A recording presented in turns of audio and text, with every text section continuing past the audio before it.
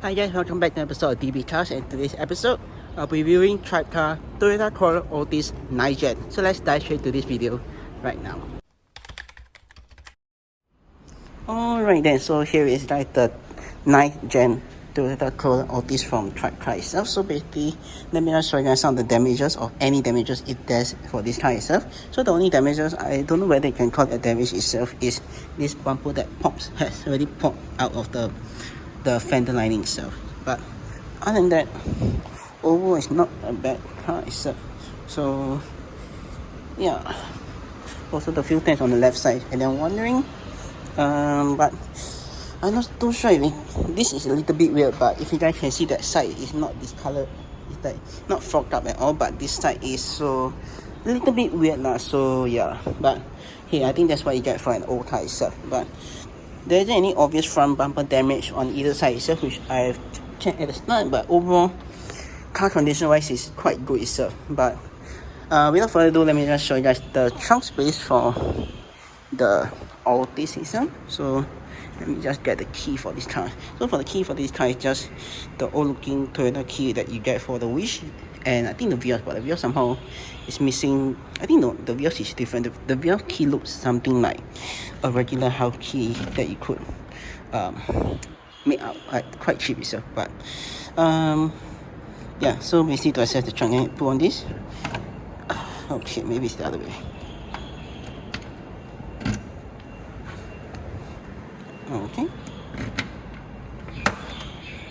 Okay, yeah, the other way around. So voila. So this is how the trunk space of the Altis look like. Not too bad, but I think probably you could put a large key inside and probably a small one. If not, that's probably it itself. So yeah, and based off what I see, there isn't any, I think at that period there isn't really an option for fold down rear seat like nowadays itself. But I can show you guys one more time the rear seat itself. So basically you guys can see there isn't any option to pull down the rear seat itself. So yeah, I can't be sure when the option became available, but I think it's when the same year that Wish was available, I think fold down rear seat became an option itself, but I could be wrong. So but oh yeah, so yeah, that's basically how the trunk space for the 9 Gen Altis look like itself. To close it is very, very simple. Just need to close it down the same way. Yeah, same way like that. Basically insert the key.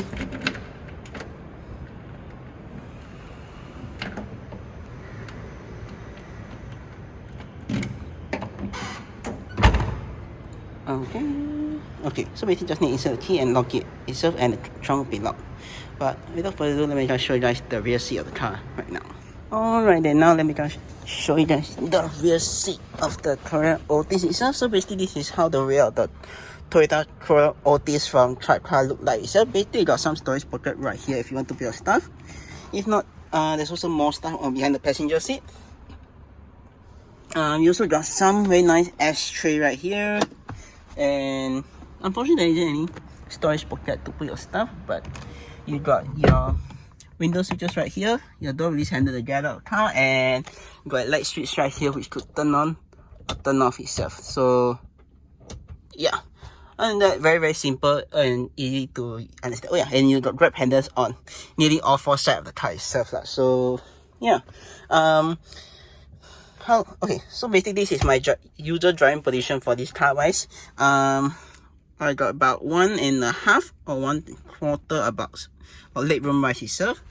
Headroom wise not too bad, but I think just a half on I would say just a half piece of headroom wise itself. I think if I were to be slightly taller wise, then my head will definitely be hitting the roof of the car already. So yeah, moving on.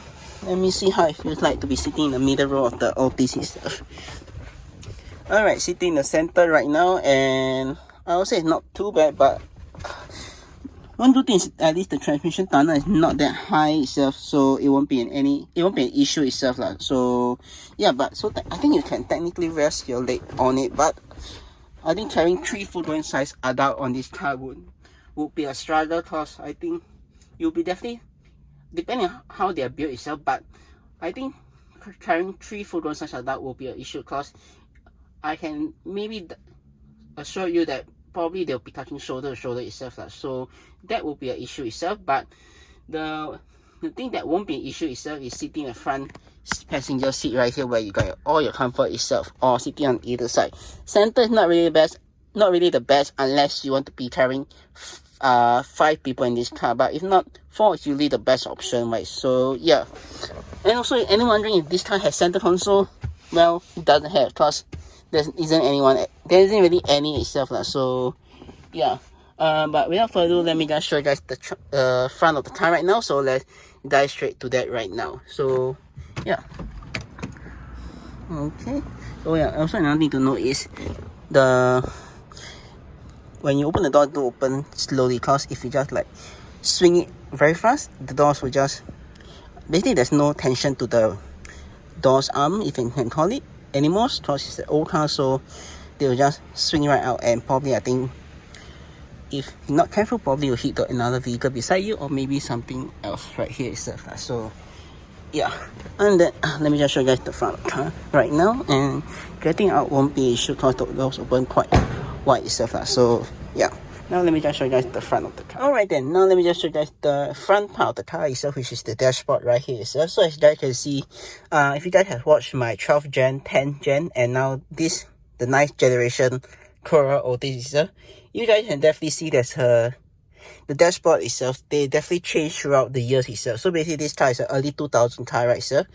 Early 2000 car right here itself. So hence the interior, maybe for the generation itself, was definitely something that never seen before itself. So plus it's also, they just came out from the 90s itself. So maybe this is something, maybe that at that time the interior was something. But if you compare it if I would compare this to the 10th generation, which is a replacement, I would say I prefer the 10th generation Altis itself. But if you ask me what is the best interior so far that I've driven, I would say it have to be the 11th gen, even though I haven't driven before, but I've sitting inside the 11th gen Altis itself.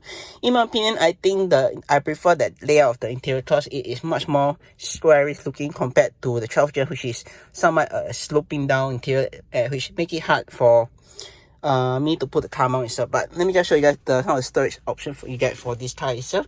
So some of the storage option you get for this car is basically this average looking size glove box right here itself.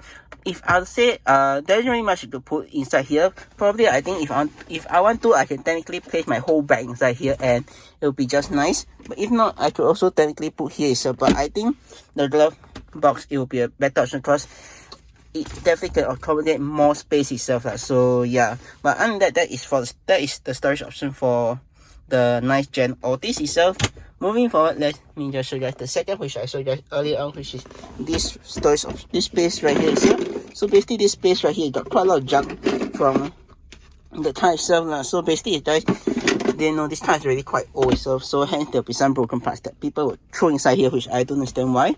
But I think this storage space could actually technically fit my bag if I want to. But I think the glove box has a bigger storage option wise itself. So hence, I think I'll prefer that over the glove box. But moving on, what else do you have? Well, you don't really have any cup holders for this car, which is a little bit weird considering I'm not too sure whether the 90s were there cup holders in a car. But I think for this car, if it does have a cup holder, means it's already been broken off, or it doesn't. In the first place, it doesn't come with cup holders itself, because I don't really have a space to put my drink itself. So alternatively, I could just place it sideways itself, which also technically holds the drink quite well. So, but if let's say I do not want to put my drink inside here or my stuff, I could technically cover this up, and it'll be a very nice center console, which quite I would say somewhat nicely blend the overall looks of the car itself. So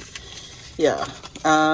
Moving on, what else do we have for this car? Well, you got this very nice gear selector right here itself, which you can see. You can select the gear itself. So for this car, I think the gearbox definitely has its shares itself. So hence, when you're engaging gear, is a little, it has this somewhat jerkiness feeling itself from the gearbox itself. So yeah. Moving on, you got a 12-volt socket outlet right here itself. I'm not too sure what this button does.